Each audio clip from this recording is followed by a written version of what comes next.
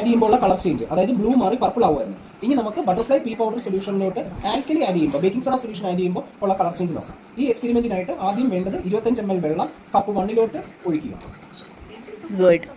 ഇതിലേക്ക് ഇനി butterfly pea powder 1/2 teaspoon add ചെയ്യുക.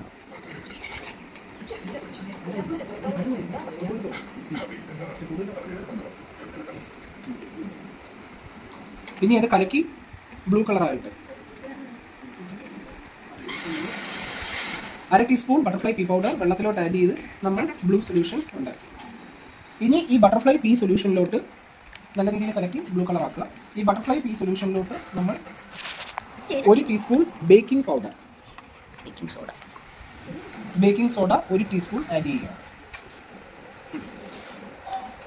കളർ ചേഞ്ചിലോട്ട് കോൺസെൻട്രേറ്റ് ചെയ്യുക.